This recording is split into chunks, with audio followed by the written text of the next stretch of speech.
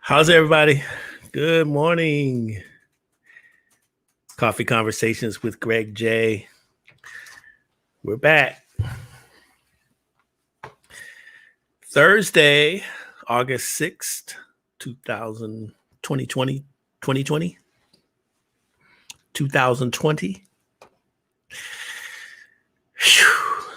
Check in with us, y'all. Coffee Conversations with Greg J is on.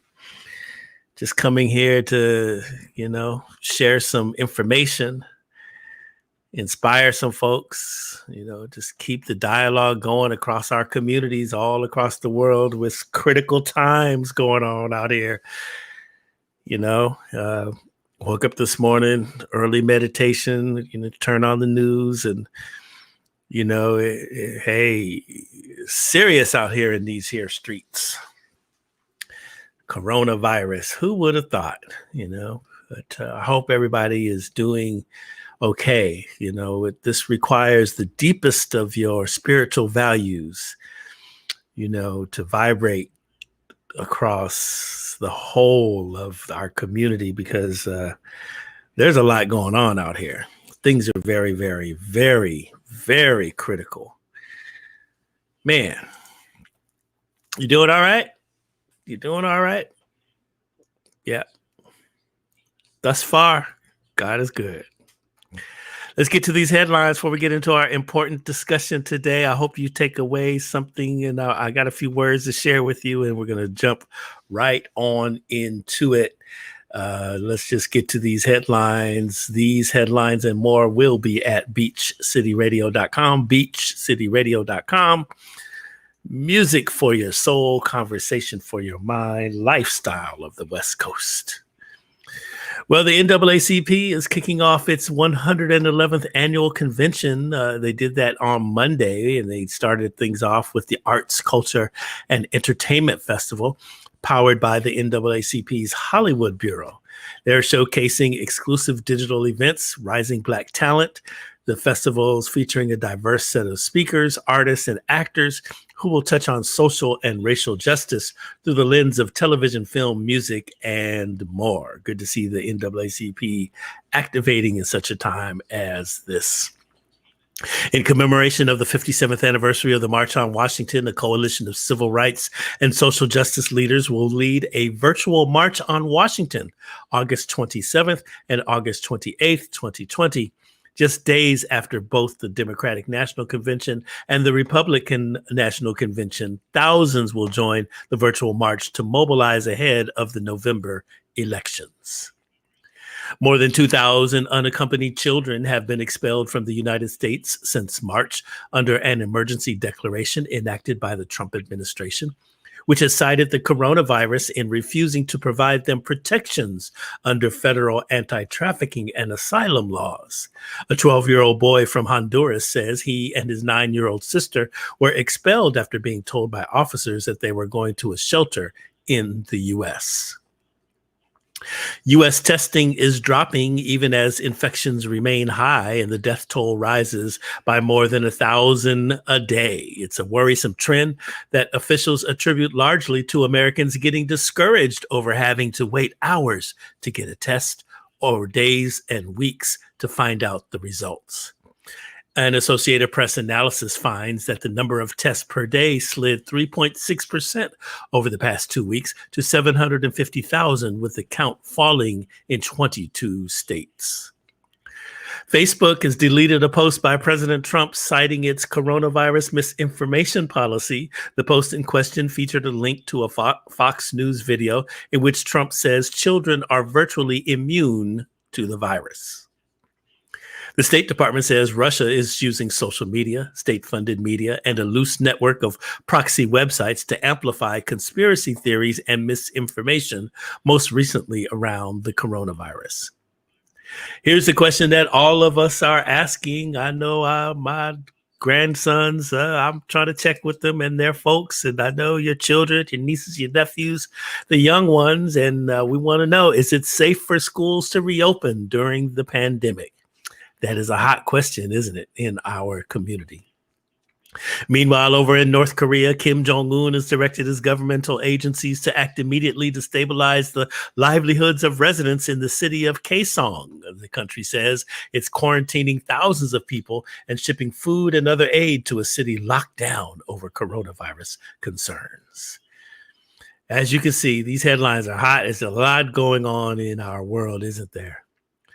Well, today's August 6, 2020. It's the 55th anniversary of the Voting Rights Act, and signed on this day in 1965. We're reminded that the right to vote has not come easy. It was hard fought. We're living through this COVID-19 pandemic, and it's critical that our government creates a safe and fair election space without risking lives. Research is telling us that in our communities, we need multiple options for every voter to cast a ballot by mail or in person. This year, especially, our presidential, our state elections could make or break the Black community for years to come. Add to that your local elections. That's, to me, that's where the rubber meets the road. How we vote for local issues and situations affect us first and foremost, because it's right here in our community. One thing is sure, we've got to vote because our lives depend on it in this day and time. Otherwise, our long fight will be in vain. So I'm going to, engage in conversations from time to time from here into November, encouraging you to vote. Let's examine, what the situations are, the framework in which we're operating in our local communities, and to see how we need to pay a lot more attention to what's going on locally. Yes, we're talking about Trump or trying to get that president out of there or not. It depends on, what side of the table you sit on. But certainly the local civic issues, situations in the political system are very important for us to observe and analyze. That's why today we want to talk about civic considerations in a critical time as this. And so I reached out over there to look. I got a lot of friends. I'm gonna pop my collar because I got friends in high places, baby. He's a former city council person of the city of Los Angeles. She's been a candidate for mayor. She's a mover and shaker in the highest parts of local government within the city of Los Angeles. And I really, really highly respect this woman. And I'm so grateful that she decided to come on with us. Ladies and gentlemen, sipping coffee with us, the Honorable Jan Perry. Good morning. Hi, how are you? Doing all right today, How about you? Things okay in the COVID-19 world? Yeah, no, everything's okay. Mm-hmm, I can't complain. It's pretty good. Quiet. That's right. Quiet, that's right. Yes. So here we are, when we know that we need to vote. Mm-hmm. We know, I even my casual conversations, even this week, everybody, all my friends, the homies, everybody is just like, yo, we got to get to November 3rd. That's all my friends are just like really on the page of voting, Mm-hmm. And so, as we look at, yes, federal elections and everything, but I think it's equally, if not more important, to also pay attention to what's happening in our local government. You look at where we're based out of, look at Long Beach. There's one side, second segment of folks want to recall the mayor. Another segment of folks want to vote somebody else in. There's critical city council races, issues over there. I know Inglewood, they're struggling with their growth and gentrification and all of that whole thing. Compton, Los Angeles, there's so much going on out here. And we need to pay attention to the issues beforehand. So I'd like to start the discussion this morning. First of all, I'd love to talk about the voting parameters, the capabilities. Are those machines that they had, does that work? Well, I had my firsthand experience with the voting solutions for all people because I just got done running for supervisor for District 2. As you know, and the primary was March the 3rd, right before the pandemic went into its full bore. And quite frankly, it was a nightmare for any candidate who was not on the first digital page. I was a candidate who was on the second digital page. For voters, it was probably not clear that you had to press next when you were in your category to see all of the people who were on the ballot in the category where you wanted to vote. I actually got some emails from people that I saved, people who wanted to vote for me, but couldn't find me on the ballot or had great difficulty.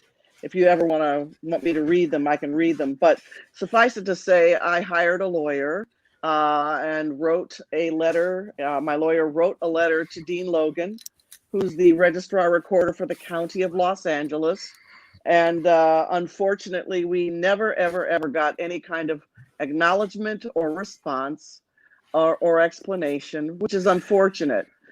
If you can see the video of people standing in line for 4 and 5 hours on election day to vote, it was a nightmare. So, the county pivoted and, they issued a report.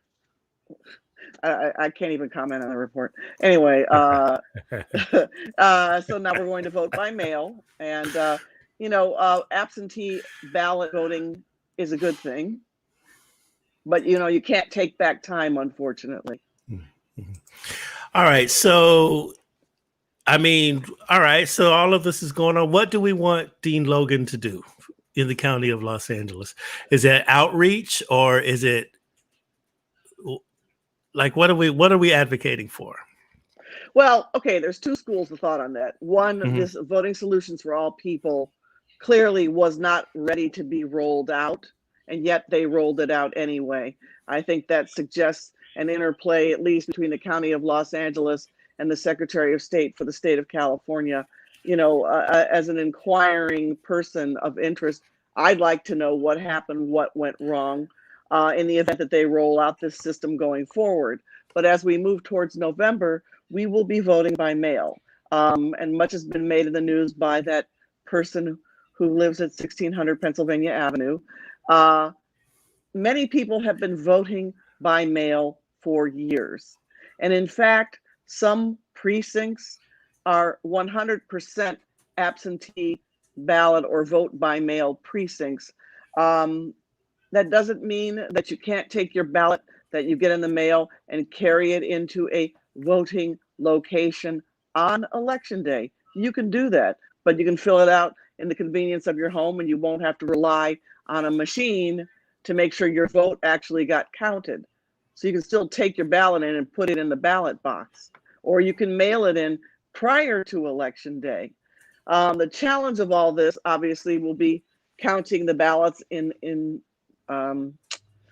real time so that we get the results quickly and that the results are clear. And that will be the challenge. So, man, this is really, really, really complex. So we need to advocate to our county registrar so it sounds like they need more outreach. They've got to, do what they need to do to inform the people of how to use the machines if y'all going to use them. What are the options of voting? And then they need to shore up their internal, processes so that votes don't get lost or they get counted quicker. And that's what I'm saying. So that's what you're saying. So quicker in real time. I did notice that in the primary, there were some races that I saw where it was like a month before we figured out who actually, won the election. Why does that happen? I don't know why that happens. The political leadership in the city several years ago consolidated the city elections with the county elections, which I think was a bad idea because, city elections are smaller. And so they had an infrastructure in place and it was pretty decent. It had its glitches. Now they're consolidated. That's why the calendar slightly different, and that's why council members extended their terms by a year and a half. So, I don't know what the logic in that is, because I think at the end of the day, it's hurt the voters. I think people would say, oh, well, we're saving money, but did you save money? If you had a candidate in the ballot and you couldn't even find their name on the ballot, that means you were denied your right to vote for the person that you wanted to vote for. That's called voter suppression. Mm-hmm. You said something very interesting just now, and you were talking, you mentioned kind of the terms of the city council people, and it brings to mind, I have seen some races in our region, and I don't know if people who are watching from other parts of the country, if you observed similar things, but I do notice how city councils are changing, the laws and the policies on how long they can serve, on the city council. There was even, I saw a situation where the city council person basically termed out, but because the way the charter was written, he was able to still run as a write-in candidate and still won. And I was like, well, wow. That's a good one. Yeah. So, what is a good and fair term? Is it 2 terms like the presidency, or is it 3 terms, 4 terms for a city council, generally speaking? Like just in your professional analysis, not even endorsing anyone's city's policies, but just your observations. What's a good term? Okay, so let me tell you my opinion, just straight up. I think term limits are ridiculous. I think that we needed to encourage people to vote. Communities that are under-resourced and underserved end up getting hurt by these term limits because the seats are constantly flipping. And what you've seen now is, what is it called? Musical chairs. So people come here to Los Angeles City Council from Sacramento because the city of Los Angeles offers much better benefits and a pension. So there's no incentive to stay up in Sacramento, once you've served your time up there. It's much more lucrative to come down here and get elected in the Los Angeles City Council. So that's why I think nearly half of the city council here in Los Angeles is filled by people who have served in Sacramento. Now, maybe you'd say, well, they had name ID because they'd been on the ballot before, and that may be true. But I mean, from a fiscal standpoint, that's the benefit to them. Now, what's the benefit to you? I don't know. A lot of people, again, run for seats on the city council because they want to use it as a stepping stone for running for mayor. So their intention is not necessarily to stay for 12 years as a council person, because that's not really what interests them. They want to seek a seat on the city council so they can make contacts here locally, leverage those contacts, and then the next higher office would be to either run for city controller, city attorney, or mayor of the city of Los Angeles. Wow. Yeah. So their professional ambitions get in the way of, community righteousness, it sounds like. I have seen where, city council people in, not just in LA, but other cities too, where they were held post in other cities, like, adjacent cities, and they came over, and now they're on LA and they were over. I mean, how does that work? Is that like, how is that legal? Well, apparently so. Well, okay, so you have a residency requirement, so that you have to live in the district in which you are running, and it varies depending on which level of government you wish to serve. Some of the requirements are as little as 30 days before the date you file. And if you're running at a federal level, I think you have to live in the district when you are running, because it's federal. They serve the entire state. So again, the rules are different depending on which office you're running for. All right. So now here we are. We're faced with this. We're less than 100 days before election. Communities all over our region, communities all over the country have to go to the polls and put some local initiatives in place.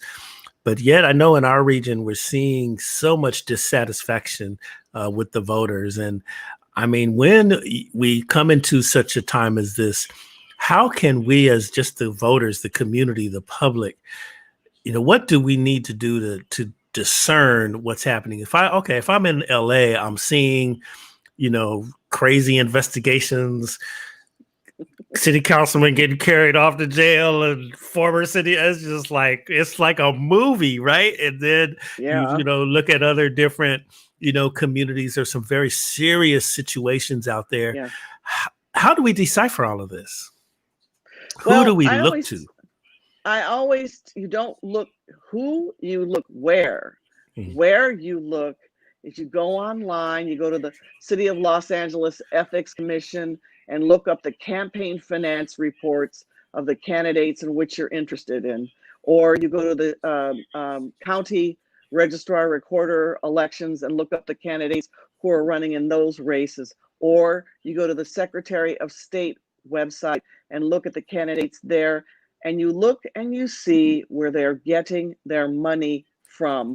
Follow the money, and that will tell you the story of that candidate. Okay? Mm-hmm. But you got to follow the money. And then the other reason to follow the money is you look at where they're getting their money from, and then you apply that to, how do you feel about that? What are your values? Do you feel comfortable with that? Do you feel comfortable that that person who's receiving money from XYZ special interest or corporation, do they embrace your values? Do they reject your values? Do you think that's a good thing? And then you got to analyze it from that perspective. Follow the money. That's right. Follow the money. That sounds about right there. Follow the money. It's so interesting how the politicians, make this money move in order to do the things that they need to do. And what about the hidden propositions and initiatives? And I call them hidden because sometimes you see the stuff on the ballot and it really does affect us strongly in the public, but we don't know anything about it. It's hidden behind just some mumbo jumbo, a bunch of whereases and all that whole thing.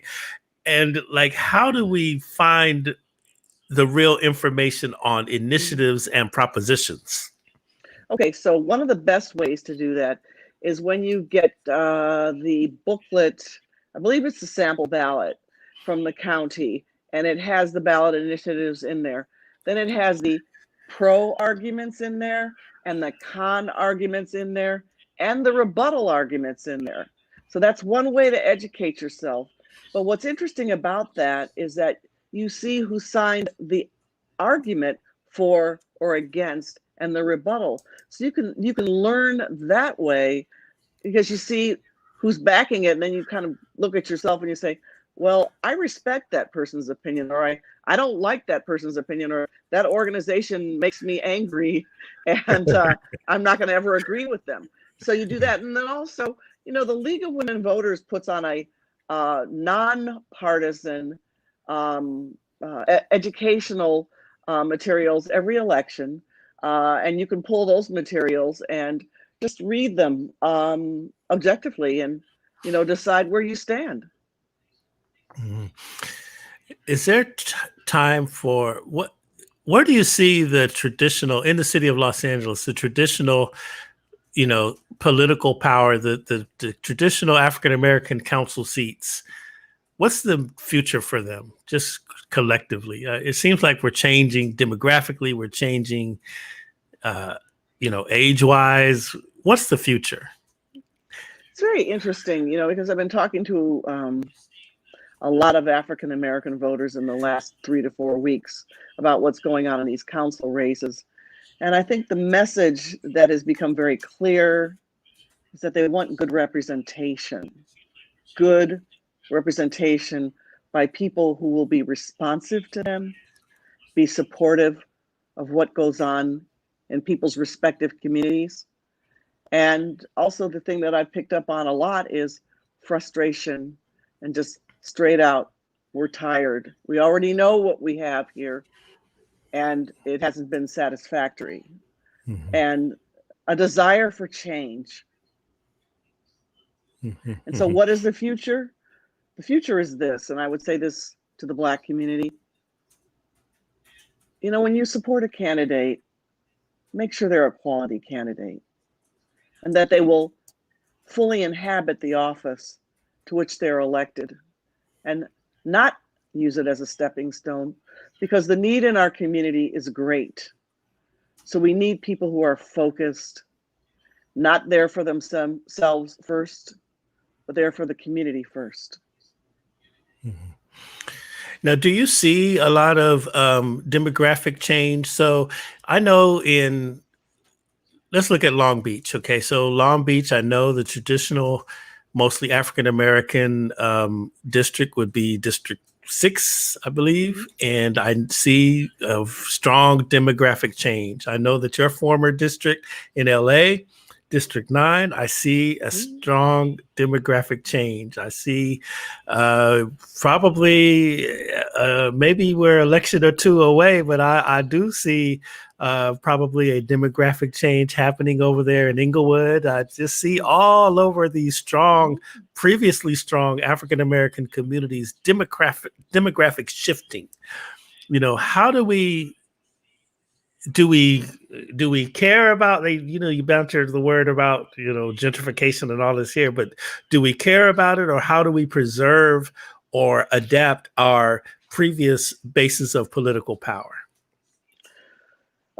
You preserve your basis of political power by promoting and electing the highest quality, highly qualified candidates who will serve African Americans and also serve everyone else to the fullest. Okay? That's how you preserve, by serving well. Not by serving self, by serving well. I don't want you to go and endorse, but I'm like, my question is, like, who is that? Like who? No, I'm not doing any endorsements. You know why? Because, like I said, you got to follow the money. Yeah. I need to know that somebody's hardworking. I need to know that somebody is going to put the community first. I need to know that the candidate is not leveraging the office they're running for a stepping stone for something else. I need to know that they're ethical. Those are things that are important to me. But you know what? It's interesting, though. Don't you think? I'm just reflecting on, that they're not using it as a stepping stone. But dang, there's a lot of politicians where it's just pretty obvious that's what they're doing across the, locally. That's what you see. You can tell when they're looking to, if you study the whole political field, you can tell when they're trying to get to the state house, or they're trying to get to Congress or whatever. Or mayor or whatever. Yeah. Wow. Or you can tell when they're just running for an office because they need to continue their cash flow. Yes. And I guess I'm let's tackle that for a minute. That's probably that's probably a hard thing to let go of if you've been in the political office for so long. So it's like working at a job for 20, 30 years, right? And then all of a sudden your particular position has termed out or whatever. Out here, we'd have to try to go look for a job or something, or maybe we're retired. In that industry, they've got to try to find another office to occupy to continue the flow of money. Well, that's why some people, because of term limits, when they get elected to their last term in whatever office they're serving, then they immediately file for another or open a committee for the next office they want to run for. So, they got that overlap strategy going on, Yeah, So, yeah. Wow. Yeah. This is what term limits has done, though. I don't think people realize what they were voting for. When they could have said, look, I don't like you anymore. I'm going to vote you out. Right. Like, wow. Get out. Instead, I'm telling you, the same people are here. They just move chairs, or they redraw lines and redistricting to take care of their friends. Who that redistricting? It's funny because I've watched redistricting happen a couple of times, and well, once I think it was major, and it's my first time really observing how that affected, the various communities. And as the village, we're hearing a lot about the census and everything. And once we get through the census, that's going to lead to redistricting based on the data that they get out of there. Why do they redistrict so often? And isn't that kind of detrimental to us in the Black community? Well, no, I mean it's indicated in the United States Constitution that we not only count our populations every 10 years and redraw lines for governance purposes, because of homelessness that it's increased so rapidly. We even have mid decade counts throughout. So I don't know if it puts African Americans at a disadvantage. It's a disadvantage if we don't remember to fill out the census form and get counted. Yes. Now, I ran the census in the city of Los Angeles in 2000, and we had a huge committee. Everybody's community was on this committee, and I remember the campaign for African Americans or the Black community was check the black box, so that as many Black people or people who identified themselves as Black or of African descent, African American lineage, were counted as African Americans. And why it's important is because it goes to federal funding. And take a look at where we are now in the middle of this pandemic, this pandemic, and African Americans, Latinos have been disproportionately affected. Think about if everyone had been counted to the level that we should have, and if we had a president in DC who was mindful of the importance of targeting by race, ethnicity groups, and targeting that federal funding, how much better off we might have been. All right. Well, listen, we really need to make sure, you guys, this is a PSA to make sure you get to that census there. It's out there. You're seeing all the advertising going on. You do that. Please participate. It's essential. It's very, very, very important. All right. Let's just go in here. What's going on in the Los Angeles City Hall? We were talking earlier, and so we're seeing a lot of dissatisfaction within that. Dissatisfaction seems, justified because, you're looking at the beloved City Hall of Los Angeles. Man, what's going on? Well, it's been going on for a long time. It's kind of like, I don't know, what's that metaphor where, people touch an elephant and everybody sees something different? Yes. Yeah. Well, I don't know how to tell that story, but, for me and my perception and my experience, it had been going on as far back as 2012, but it probably preceded that. There's this climate, there was a climate in City Hall of looking the other way, knowing full well that one's colleagues, some of the colleagues were engaged in behavior that was illegal and, if nothing else, unethical. I never looked the other way, and I would say that I'm probably not one of the more popular ones in there in terms of, it wasn't important to me whether my colleagues liked me. What was important to me is that the constituents thought that I was doing a good job for them.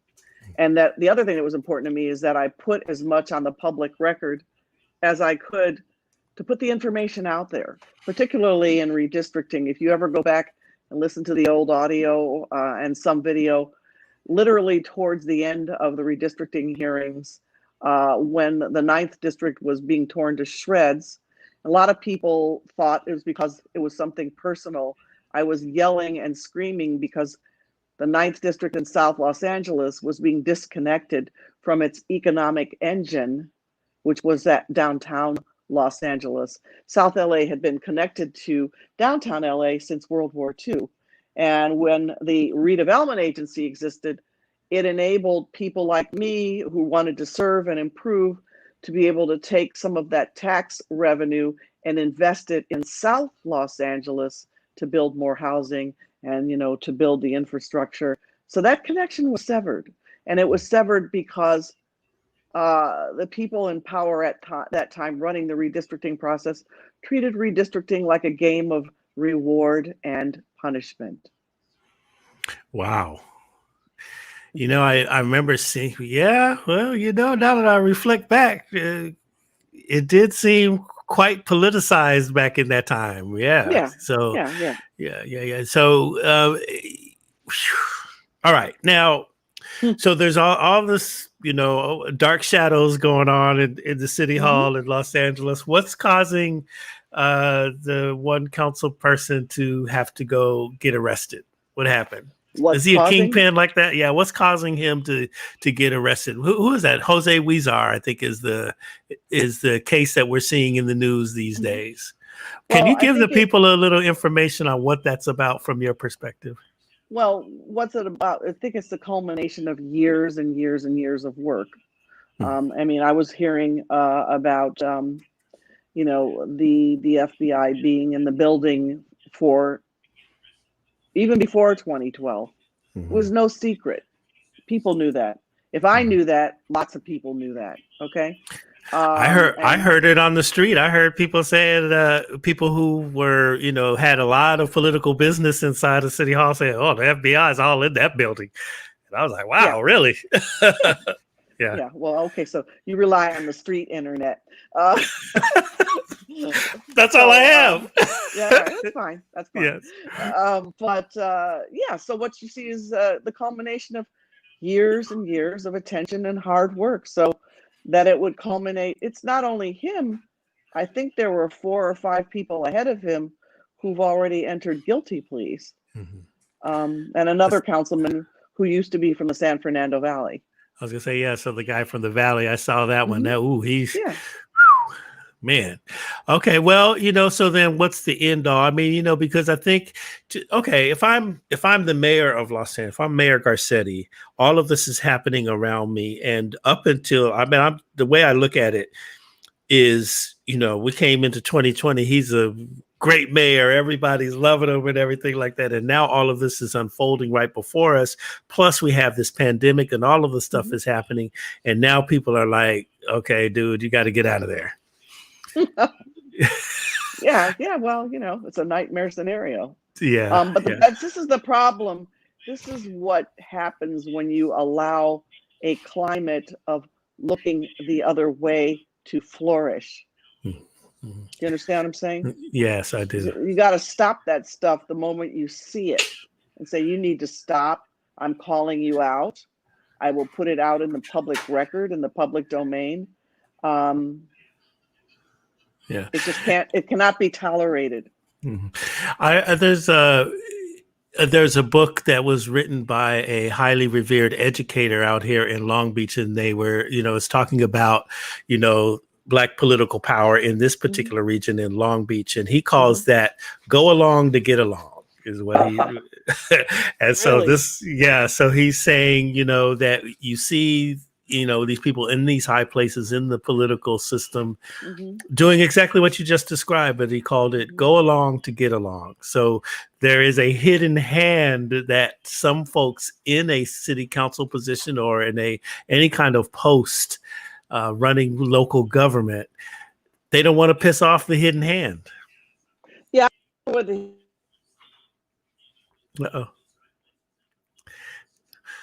Look, I hope you still are. I don't know. I'm back. Okay. Yeah, I'm here. All right.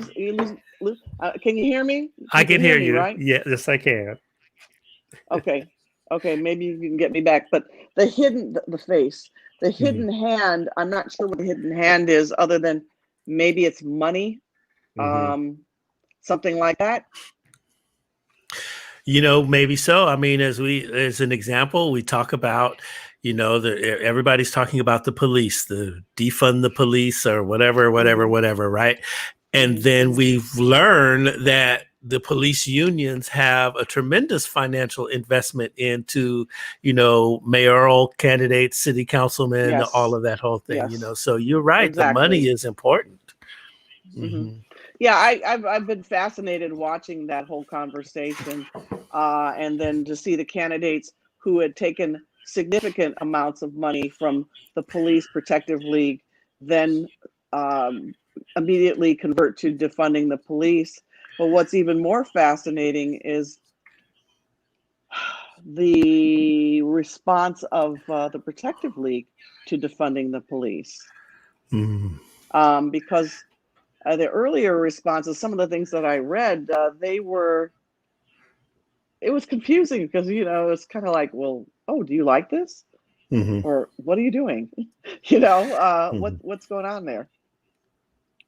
Interesting. So, yeah. So, I mean, what's your thoughts on the whole defunding the police situation? Does that really change things if they defund the police?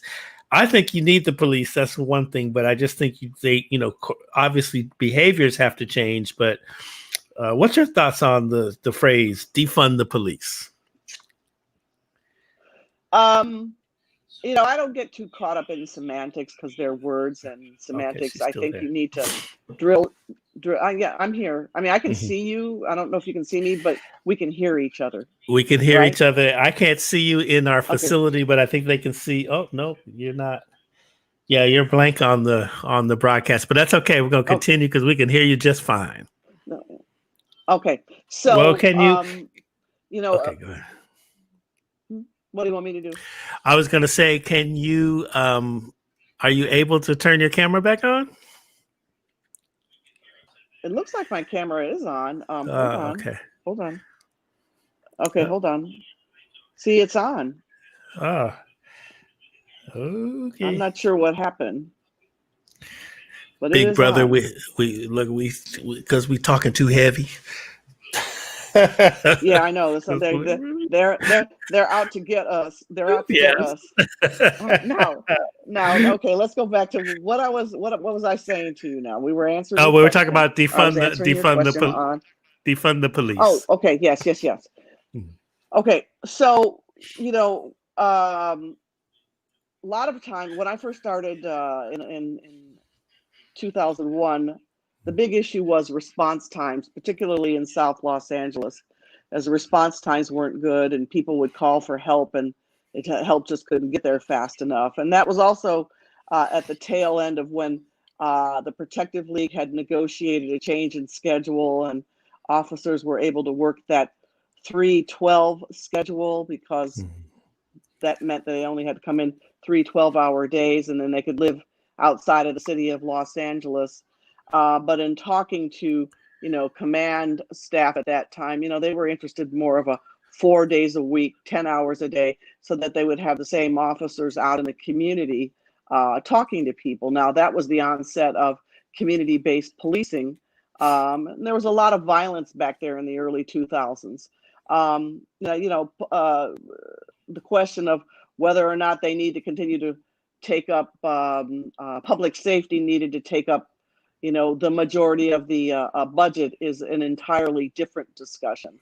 Obviously, more money needs to be spent on mental health issues. The county administers the mental health and public health funds. The city does not. So a mechanism obviously will have to be established to be able to take whatever funds were diverted out of the police department to be able to make sure that that money lands where people think that it should land. That's really important to follow that. Otherwise, we're just engaging in a rhetorical conversation, not knowing where it will end up. And then when you talk about those calls that people go out on, I was very struck by conversations about domestic violence calls because if you talk to social workers or if you talk to police officers, domestic violence calls can be among the most dangerous of calls because they're so volatile. I remember when there was an officer in Newton Division who got shot to death going out on a DV call, named a square after him. It was very sad.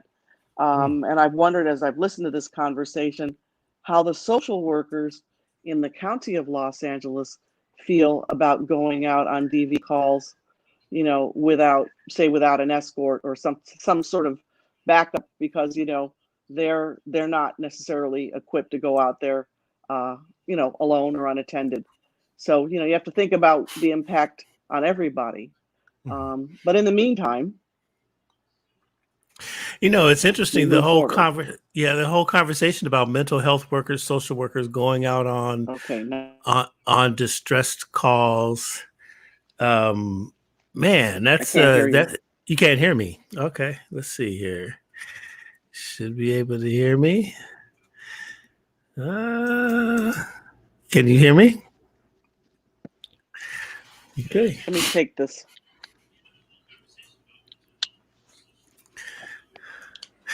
Yeah, that's how it goes. A little organic on this show here, but still valuable information. Okay. Can you hear me now? So I can't hear you. Can you? If you can hear me, wave your hand. Yeah, I can't. See, I can't even hear you now. I don't know what happened. Huh. Okay. You want me to call back? Well, in? Yes, call back in. If you want me to call back in, put your thumb up in the air. Okay, I'll call back in. Mm-hmm. Yeah, there you have it, ladies and gentlemen. We're talking to the Honorable Jan Perry. Thank you so much for talking about civic considerations as we approach November. There's a lot on our plate, eh? There's a lot going on in these here streets. Got this pandemic, can't go nowhere, can't do nothing. You know, it's like stuff is going on. There she is. There Bam. I am. I'm back. All right. Yay. You know, just sharing with the people, just recapping. I mean, there's so much going on out here. And we're talking about civic considerations as we approach November. I mean, this is times are very serious, y'all. Yes. Mm-hmm. Yes. Let me ask you this. What would you say to the people that say, my vote's not counting? I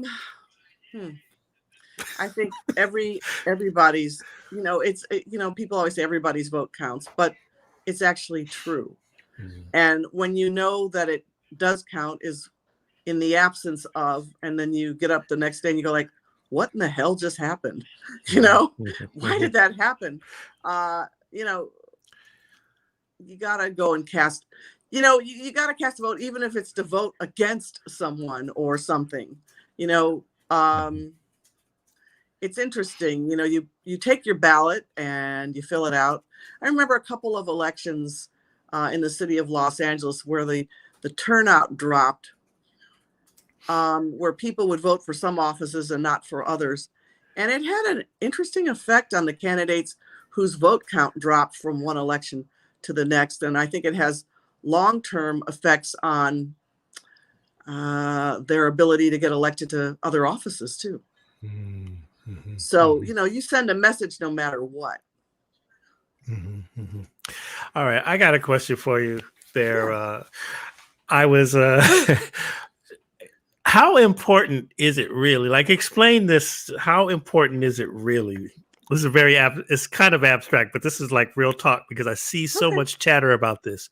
How important is it for the city council person to make sure that the potholes in their community are filled and the streets are in good repair? This is in Compton. I see that this is a big, you know, situation. I was driving through some districts here in Long Beach. I can see this is a big conversation. I know that time across social media, you see, you know, people talking about, hey man, fix these streets. How important is that for the city council person could get consumed with filling potholes and maybe get even taken away from other issues? Well, no, I mean, it's part of your job. Mm-hmm. So, I mean, you should be able to balance your infrastructure needs in your own district, city, supervisorial district. I mean, one of the reasons I was running for supervisor is because I wanted to develop some strategies to take some county money and work with the cities in the second district to leverage that to help them expedite the repair of their streets. Mhm. You know, when somebody's driving down the street, they don't go, oh gosh, I'm in the county. Oh, now I'm in, Culver City. You know, they're just driving down the street and they hit a pothole.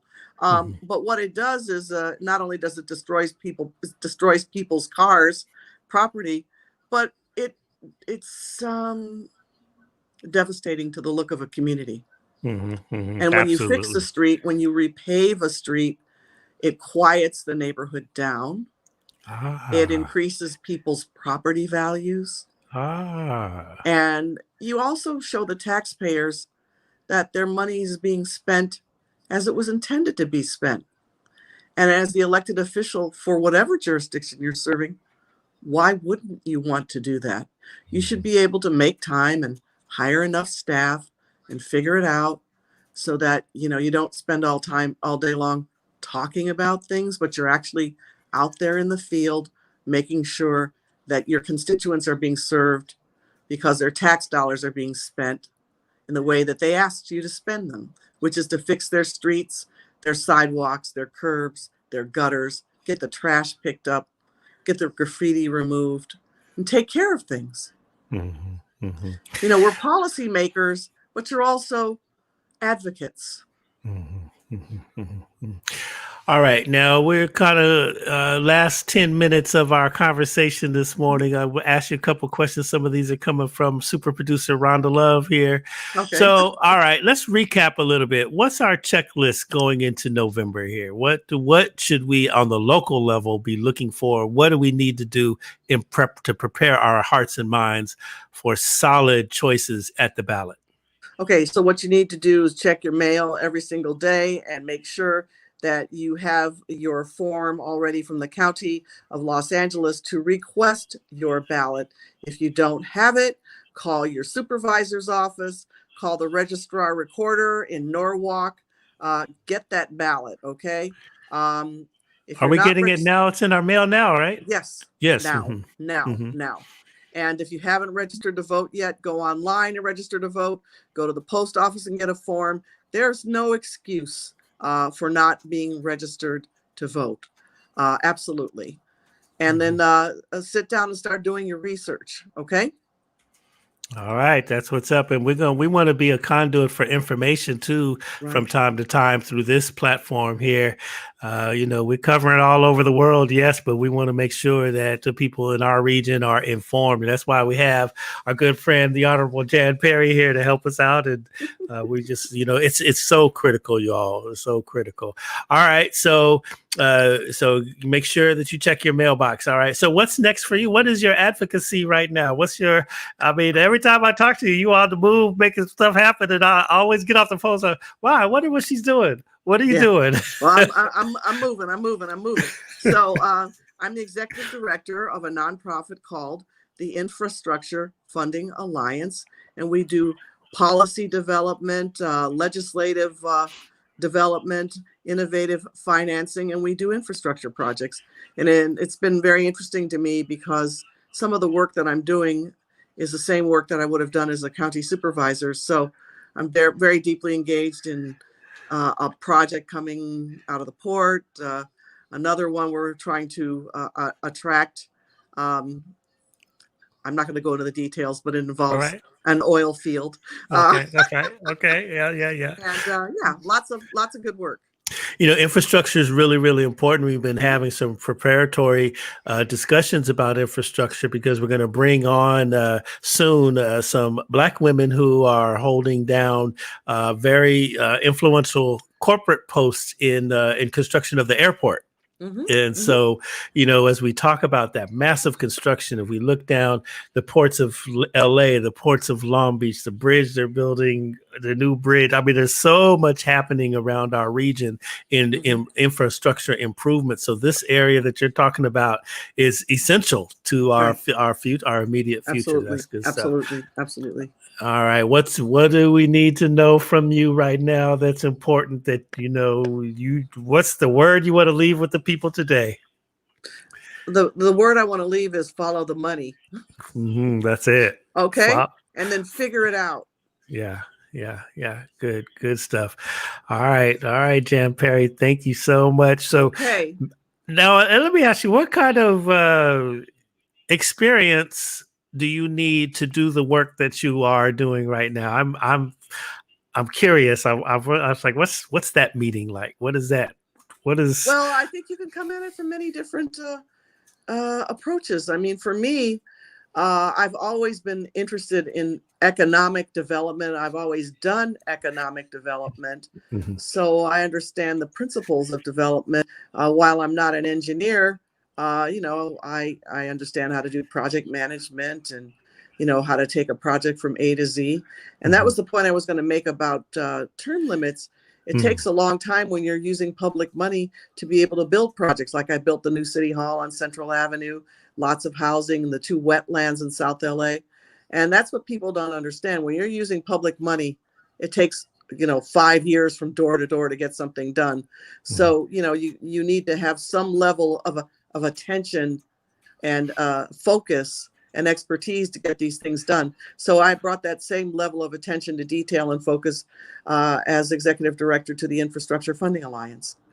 And in a COVID-19 environment, those processes probably are even longer now, I think. Do you find that? Yeah. Huh? Yes. I have to call people, email them, text them, because they're not in the office. So, have to find other ways to find folks.